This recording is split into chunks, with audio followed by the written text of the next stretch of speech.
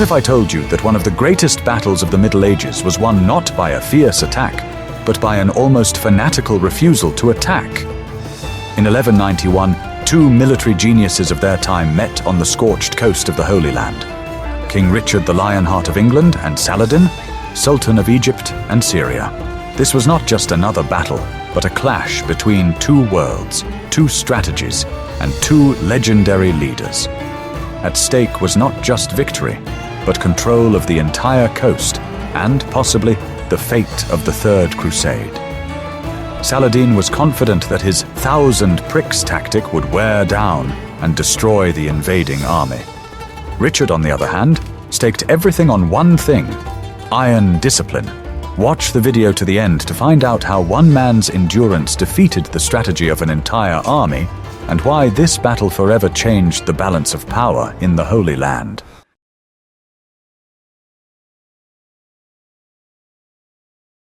I will reveal to you a secret that changes everything.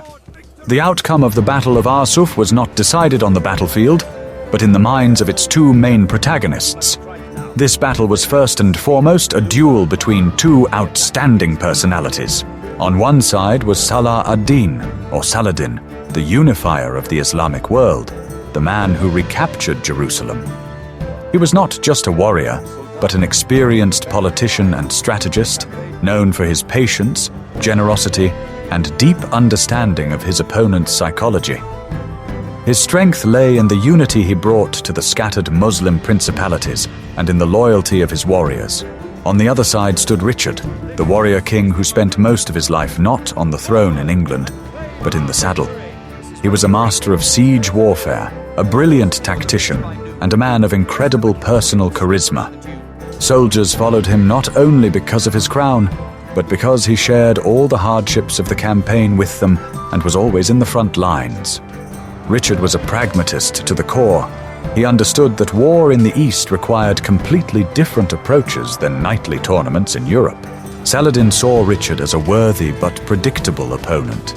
He expected the European knight to use typical tactics, a fierce but poorly organized cavalry attack. His entire strategy was based on provoking this impulse and luring the heavy knights into a trap where they could be surrounded and shot from a distance. He had done this before and was confident he could do it again. Richard, however, understood this plan perfectly well. He had studied his opponent's tactics and knew that in open, maneuverable combat, his heavy but slow army was doomed. His only chance was impenetrable defense and total control. He had no intention of playing by Saladin's rules. He was going to impose his own, turning his army into a slow-moving but deadly armored machine. Their previous confrontation during the siege of Acre had shown that both were prepared for a long and grueling struggle. Richard arrived and broke the siege, which had lasted for years. Saladin, despite his defeat at Acre, retained his army and was ready to continue the fight. Now, on the way to Jaffa, they were about to meet in open battle, and each was preparing his masterstroke. For Saladin, it was an opportunity to expel the Crusaders once and for all. For Richard, it was a chance to secure a foothold for further advancement toward his main goal, Jerusalem. He could not afford defeat, as it would mean the end of the entire campaign.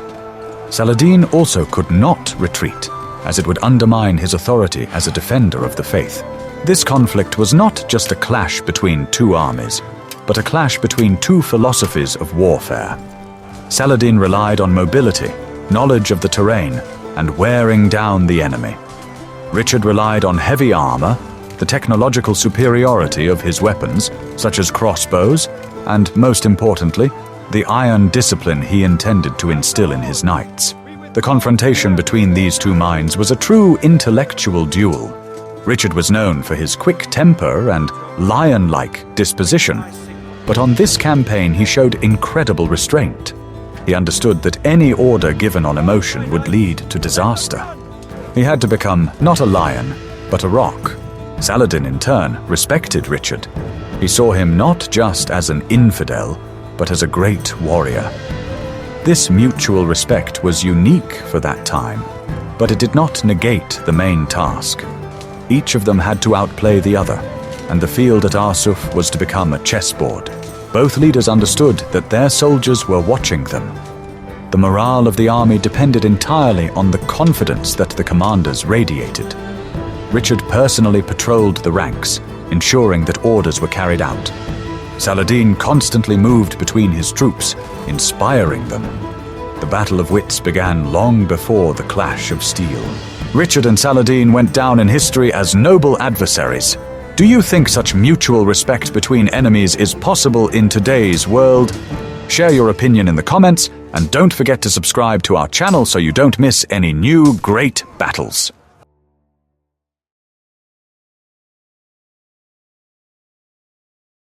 Are you ready to learn the truth about what the Crusades really were? After capturing the rich port city of Acre, Richard faced a new, even more difficult task. His main goal remained Jerusalem, but going deeper into the territory without support would be suicidal. He needed a port that could serve as a supply base. Such a port was Jaffa, located further south along the coast. The route from Accra to Jaffa was a march of more than 100 kilometers along a narrow coastal strip. On one side was the sea, on the other were hills controlled by Saladin's forces. It was the perfect terrain for ambushes and guerrilla warfare, in which Saladin's warriors were unmatched masters. Richard was well aware of the danger of this undertaking. He could not allow his army to stretch out or succumb to panic. He devised a strict plan for the march. The entire army was divided into 12 interconnected units that moved in perfect order. It was not just a column, but a bristling fortress on the march. Discipline was paramount. Soldiers were strictly forbidden to leave the formation, either to pursue the enemy or to collect trophies. Anyone who violated the order was severely punished.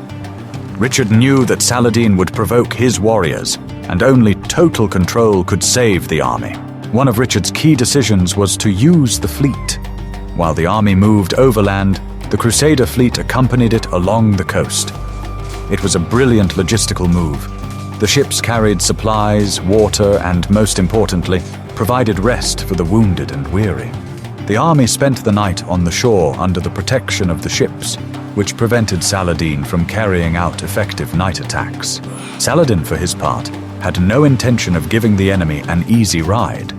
He threw his best forces, mobile mounted archers, at Richard's army. Day after day, they circled around the marching column, showering it with a hail of arrows.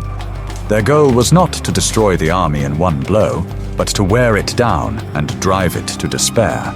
Every day became a test. The soldiers had to march under the scorching sun, in heavy armor, fending off continuous attacks. The heat was unbearable, and the constant tension was exhausting. Saladin's soldiers were everywhere, their shouts and the whistling of arrows never ceasing for a moment. Richard kept the army under his iron fist.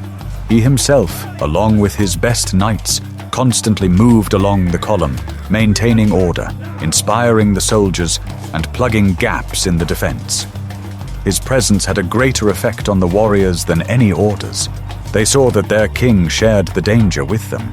Despite all the precautions, the march was difficult. There were casualties every day, albeit small ones. But they were not from direct attacks, but from heat, fatigue, and constant stress. Saladin methodically bit off small pieces of Richard's army, hoping that in the end it would simply collapse from internal exhaustion. This march was a real test of Richard's leadership qualities and the strength of his army. They moved slowly, covering only a few kilometers a day, but they moved. Every step was a small victory. They learned to live under constant threat, transforming from scattered troops into a single, hardened organism. The Crusader army became a slowly creeping, bristling fortress. But what if I told you that the greatest threat to this fortress came not from outside, but from within? Read on to the next chapter to learn about the technology that made this army nearly invulnerable.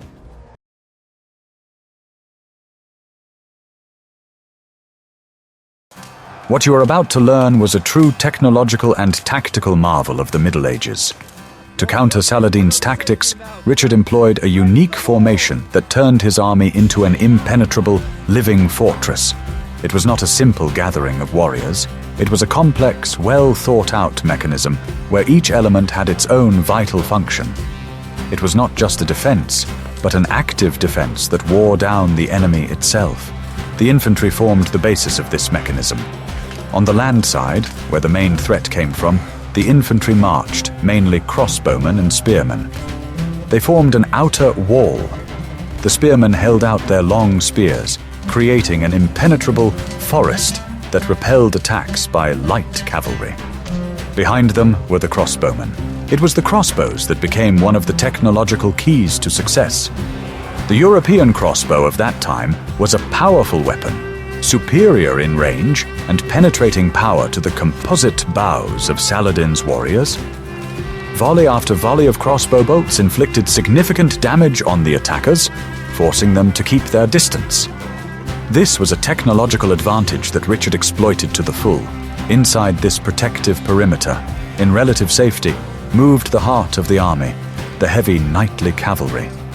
These were the most elite warriors, the tanks of the Middle Ages. Their main task was to do nothing. They had to restrain their knightly impulse, their desire to rush into battle, and simply wait for orders. This was the most difficult test for them. Richard himself understood that it was impossible to simply stand under fire. Therefore, he organized a rotation system. The infantrymen, who bore the brunt of the attacks, were regularly replaced. Fresh troops moved to the outer perimeter, while the tired ones went deeper into the column to rest. This allowed them to maintain a high level of combat readiness throughout the grueling day. Equipment played an equally important role. The warriors were protected by chainmail armor, which, although heavy and hot in the sun, provided good protection from arrows. Shields covering the warriors from head to toe created a solid wall against which enemy projectiles shattered. Chronicles of the time wrote that the backs of the Crusaders resembled pin cushions because of the arrows sticking out of their shields and armor. This tactic was incredibly effective, but also incredibly exhausting. It required not personal valor from each warrior, but complete obedience to orders and trust in their neighbors' information. They could not see the overall picture of the battle. They could only see their small section of the defense. Their world narrowed to the order to hold the line. Saladin and his commanders were confused. Their usual tactics were not working. They showered the Crusaders with arrows, but could not pierce their armor or break their formation. They tried to provoke the knights into attacking, but they did not give in. Richard's army crept forward like a giant armored hedgehog, and it was impossible to stop it. This living fortress was slow and cumbersome. It could not pursue a mobile enemy. But it had one main task: to reach its goal. And it accomplished that task. Every step forward was achieved at an incredible cost, but it was done. This tactic demonstrated Richard's genius as a commander. He did not play someone else's game. He created his own, in which his strengths, heavy armor, discipline, and the firepower of crossbows neutralized the enemy's strengths, such as mobility and numerical superiority. It was a new type of warfare. This unique formation was not just a military formation, but a psychological weapon. It demonstrated to Saladin the indomitable spirit of the Crusaders. They marched forward regardless, and that was frightening. An army that cannot be stopped is a formidable enemy. If you like this detailed analysis of equipment and tactics, let us know by liking this video.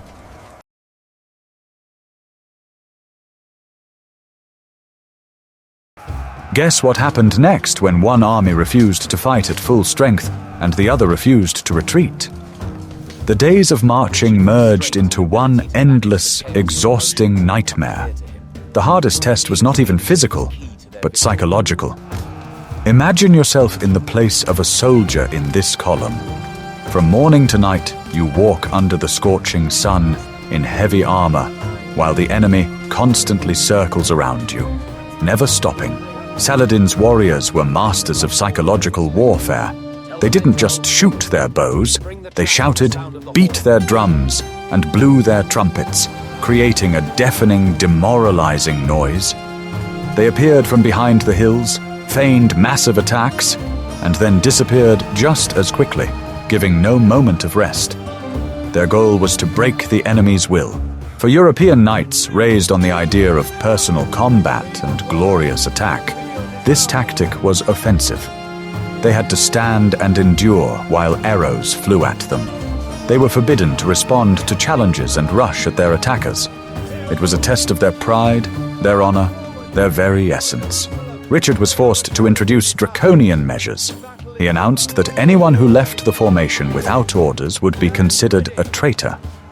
He knew that if one knight gave in to impulse, others would follow, and the entire carefully constructed formation would collapse. This would lead to disaster, as had happened in previous battles. The tension within the column grew with each passing day. The soldiers were at their limit. They were exhausted, angry, and humiliated.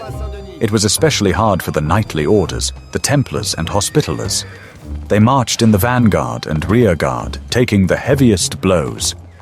Their brothers fell beside them, and they could not even avenge them.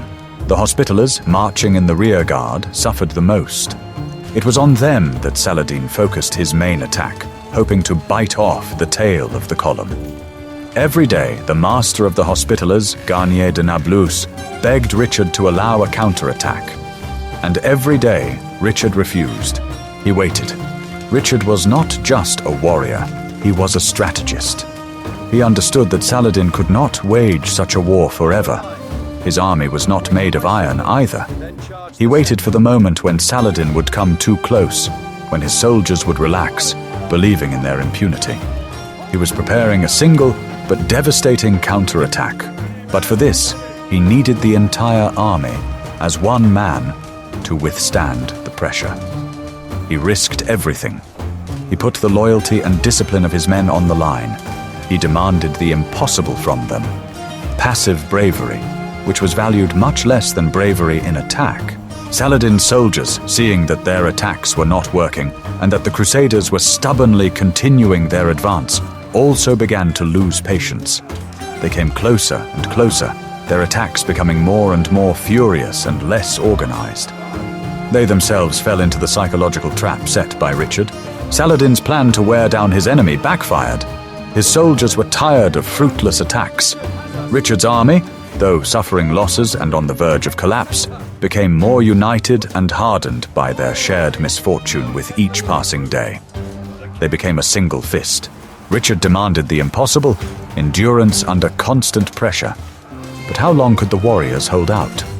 In the next chapter, we will see how the tension reached its peak on the day of the decisive battle.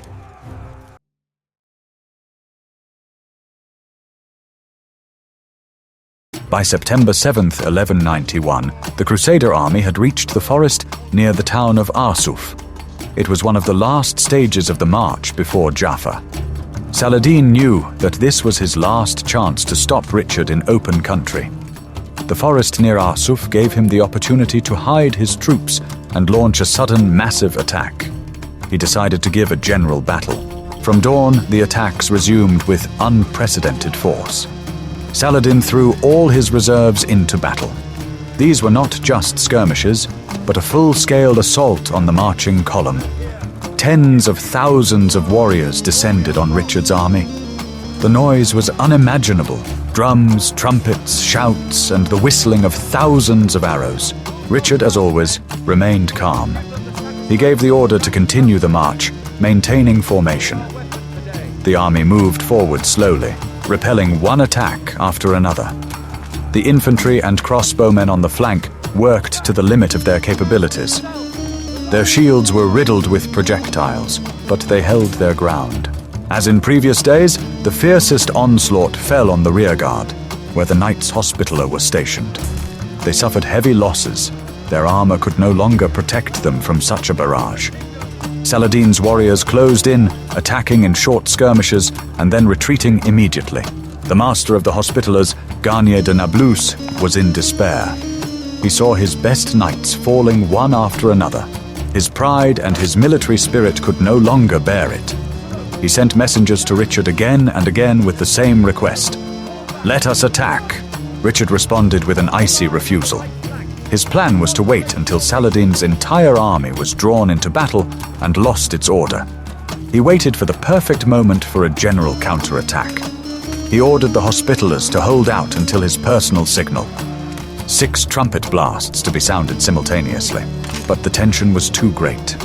Saladin's warriors, encouraged by the visible difficulties of the Hospitallers, intensified their attack.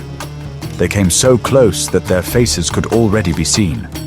They showered the knights not only with arrows, but also with insults, provoking them to disobey orders. The Hospitallers were on the verge of mutiny. They were not cowards, they were the elite of knighthood. And the order to stand and endure was worse for them than any order to attack. They were ready to do anything to end this humiliating situation. Garnier de Nablus sent another messenger to the king. The answer was the same. "Hold on. Wait for the signal." The master was furious. He felt that Richard was sacrificing his order for some plan of his own that he did not understand. He could no longer watch his men suffer. At one point, one of Saladin's commanders, in a burst of bravery, broke through too close to the ranks of the Hospitallers. That was the last straw. The cup of patience was full. The spring that Richard had been holding down for weeks was ready to snap back with destructive force. Even the most loyal warriors have their limits. Human nature took its toll. The knights could no longer stand by passively. They craved action. They craved combat where they could use their skills, not just stand as targets.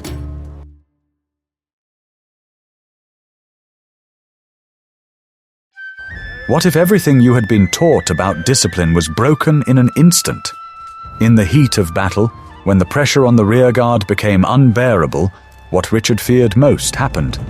2 knights Hospitaller, the Marshal of the Order, and a knight named Baldwin le Caron could not take it anymore. They could not, or would not, wait any longer. Without waiting for orders from their master, let alone the king, they turned their horses around and, with loud cries, rushed straight into the thick of the enemy. It was a direct violation of orders, an act of blatant insubordination. Richard's entire complex strategy, built on endurance, was collapsing at that moment. Seeing their comrades rush into the attack, the rest of the Hospitallers could not stand aside. It was like a chain reaction. The entire squad, thousands of heavily armed knights, turned as one and rushed after the first daredevils. Saladin's plan seemed to have worked. He had achieved his goal. He had provoked a premature, chaotic attack. Garnier de Nablus, master of the Hospitallers, realized that there was nothing he could do. His men were in battle. Instead of trying to stop them, he led the attack himself. He could not abandon his knights. The rearguard turned into an uncontrollable attacking avalanche. When the news reached Richard, he was faced with a choice that would determine the outcome not only of this battle, but of the entire campaign. He could allow the Hospitallers to die, punishing them for their disobedience. He could try to call them back, which was already impossible, or he could do what only a genius is capable of. Richard realized that this was his only chance. Yes, the attack was premature. Yes, it was chaotic. But it had begun. Saladin's warriors, who had not expected such a sudden strike, were momentarily confused. Their formation, which was offensive, was not ready for defense. Instead of panicking or getting angry, Richard the Lionheart made a split-second decision. He realized that disaster had to be turned into triumph. If they were going to attack, they had to attack together. He immediately gave the order that everyone had been waiting for so long. He ordered the same signal to be sounded, 6 trumpet blasts. But now it was not a signal for a planned attack, but a signal to support the one that had already begun. He turned an act of disobedience into a coordinated counterattack. Richard himself led the center of his army. The knights, who had been languishing for weeks in anticipation, roared as they descended upon the enemy. French knights, English knights, Templars from the vanguard, the entire army, like a single steel fist, struck Saladin's disorganized ranks. Richard's plan collapsed. Chaos ensued. Was this the end of the crusade? In the next chapter, you will learn how genius turns disaster into triumph.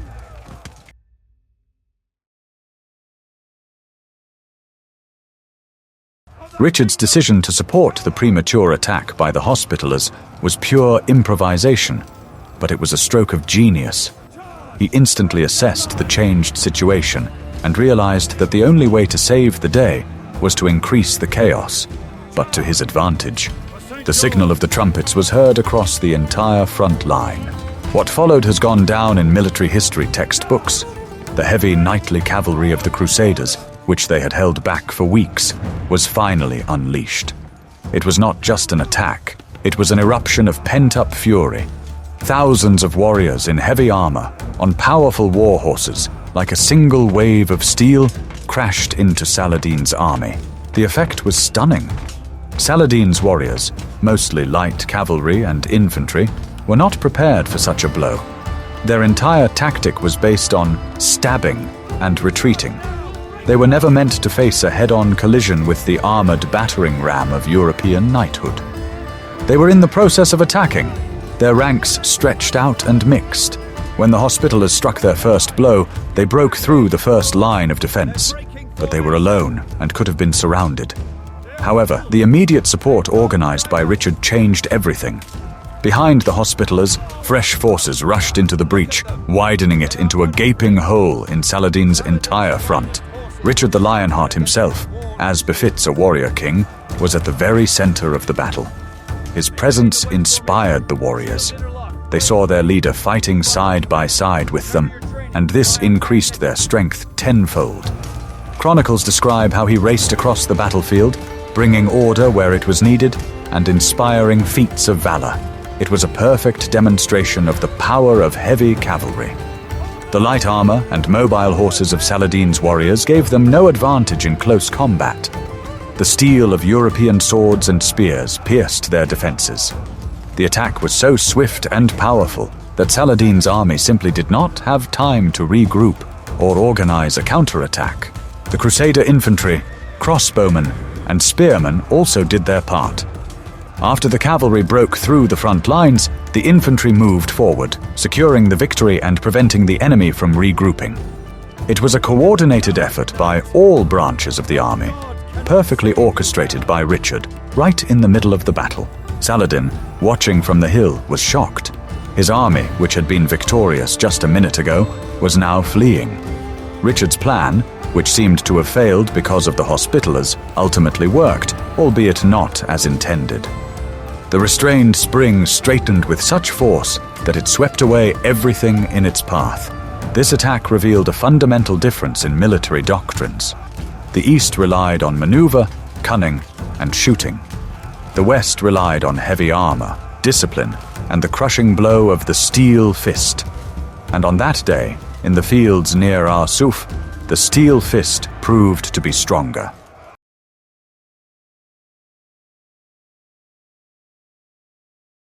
Richard's counterattack turned the battlefield into a boiling cauldron.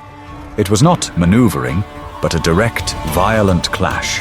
Heavy knights, each of whom was essentially a walking fortress, cut into the enemy ranks.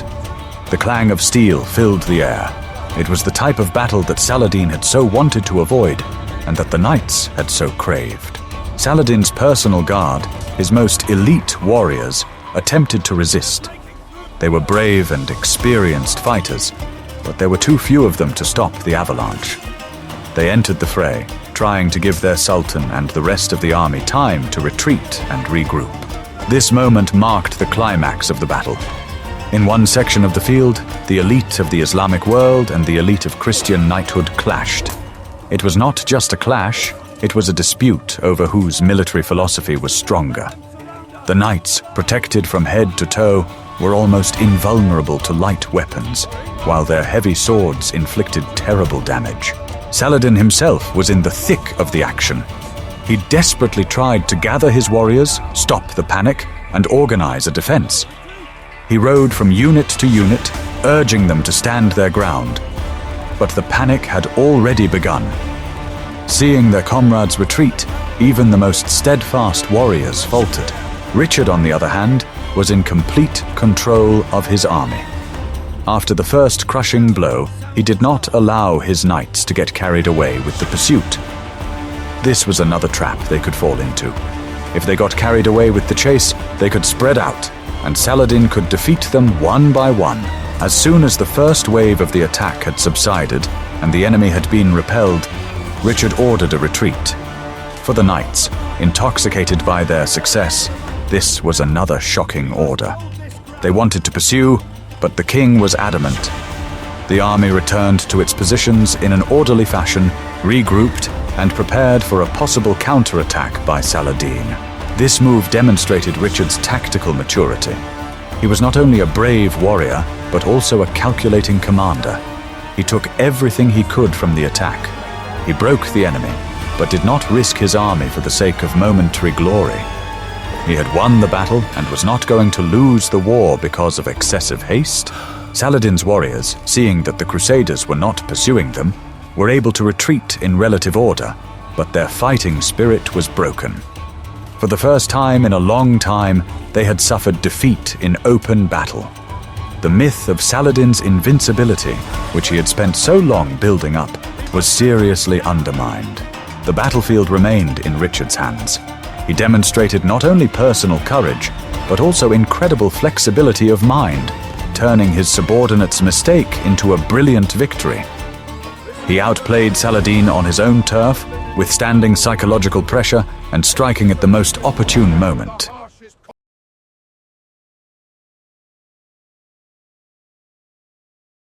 When the dust settled, the full picture of what had happened became clear. Saladin's army was defeated and scattered. They retreated to the forest of Arsuf and then further, leaving the battlefield to the Crusaders. This was not just a tactical retreat, it was a rout. In Saladin's camp, captured by the Crusaders, rich trophies were found, including the Sultan's personal belongings. The victory was complete and unconditional. Richard the Lionheart defeated the legendary Saladin in his first major field battle in the Holy Land. The morale boost from this victory was enormous. The Crusaders, exhausted by their long march, regained their faith in themselves and their leader. Their fighting spirit soared to the heavens. For Saladin, however, this defeat was a heavy blow. His soldiers were demoralized. They saw that the heavy cavalry of the Franks was a force that could not be fought in open battle. The myth of the Sultan's invincibility was shattered, and this led to a decline in discipline in his multinational army. Immediately after the battle, Richard, true to his cautious strategy, did not pursue the enemy into the forests, where an ambush awaited him. He ordered the army to set up camp right on the battlefield, and the next day he continued his march to Jaffa. Now no one stood in his way. The path was open. Saladin, realizing that he could no longer stop Richard, resorted to a scorched earth policy. He ordered the destruction of the fortress of Jaffa so that it would not fall into the hands of the Crusaders. But Richard entered the city anyway and immediately began to rebuild it, turning it into his new stronghold on the coast. The Battle of Arsuf had far-reaching strategic consequences. First, Richard gained control of the entire coast from Acre to Jaffa. This ensured him uninterrupted supplies by sea and deprived Saladin of access to important ports. Second, it was a huge psychological victory. However, despite its brilliant tactical success, Arsuf was not a decisive victory in the war. The main goal, Jerusalem, was still far away. Richard understood that taking the city was one thing, but holding it deep in enemy territory was quite another. His army was too small for that. Nevertheless, Arsuf showed Saladin that he could not defeat this enemy by force. Richard was too good a commander, and his soldiers were too resilient. This defeat ultimately forced Saladin to negotiate. The battle went down in history as a classic example of the clash between mobility and armor, cunning and discipline. Richard demonstrated that European military thinking could adapt to the conditions of the East and prevail. The victory at Arsuf was a triumph of one man's will. Richard forced his army, consisting of proud and independent knights, to obey iron discipline. He taught them to wait, to endure, and to strike only on command. And although that command was ultimately violated, it was the restraint he instilled in them that allowed them to hold out and win.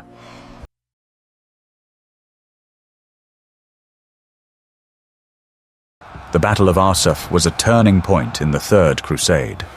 Although it did not lead to the immediate capture of Jerusalem, it radically changed the balance of power. Richard the Lionheart proved that Saladin could be defeated in open battle, something no one before him had been able to do. It was a powerful blow to the Sultan's prestige. The lesson Richard taught Saladin was simple. Do not underestimate your enemy and their ability to adapt. European knights were not just a crowd of steel-clad warriors thirsting for glory. Under competent leadership, they became a formidable, disciplined force capable of solving the most complex tactical problems. Saladin, being a wise ruler, learned this lesson. He never again engaged in open battle with Richard's army. He switched to defense and guerrilla warfare, realizing that he had no chance in a head-on confrontation. The Battle of Arsuf forced him to change his very philosophy of war. For Richard, this battle was also an important lesson. He saw that despite all his willpower and iron discipline, the human factor, impulse, emotion, fatigue, could always interfere with even the most perfect plan. His genius lay in his ability to withstand the pressure of circumstances and use them to his advantage. Ultimately, the Third Crusade ended not with a military victory, but with a peace treaty. The Treaty of Jaffa, signed a year later, was a direct result of the Battle of Arsuf. Saladin, respecting Richard's strength, agreed to a compromise. The coast remained with the Crusaders, and Jerusalem remained under Muslim control. But Christian pilgrims were guaranteed free access to the holy sites. It was a unique ending to a medieval war. The two great commanders, showing mutual respect, recognized that neither of them could achieve complete victory. Arsuf became the argument that forced them to sit down at the negotiating table. The story of this battle is not just a story of tactics and strategy. It is a story of human endurance, strength of spirit, and how two leaders, despite being irreconcilable enemies, were able to maintain respect for each other. Richard and Saladin became legends not only as great warriors, but also as models of chivalrous behavior. The Battle of Arsuf showed that war is not only a clash of armies, but also a duel of minds. Richard won this duel by forcing his opponent to play by his rules. He turned his army into a perfect instrument that withstood the test of fire, water, and steel on the scorched coast of the Holy Land. This march and this battle demonstrated the pinnacle of medieval military art.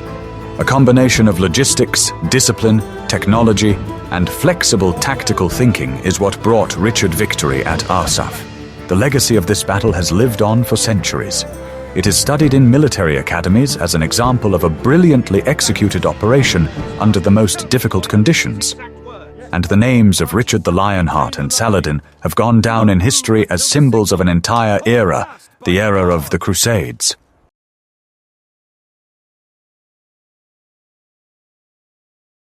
We conclude our immersion in one of the most iconic battles of the Middle Ages. The Battle of Arsuf is not just a story about the clash of two armies.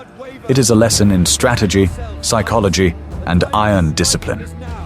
Richard the Lionheart proved that sometimes restraint and patience are more formidable weapons than the most furious attack. Saladin, in turn, learned a hard lesson about the strength of an enemy he had learned to respect. The stories of great battles are endless. Which battle would you like to hear about next? Perhaps the Battle of Cannae, the Battle of Hastings, or the Siege of Constantinople? Write your suggestions in the comments, and don't forget to subscribe to our channel so you don't miss new chapters from the great book of military history.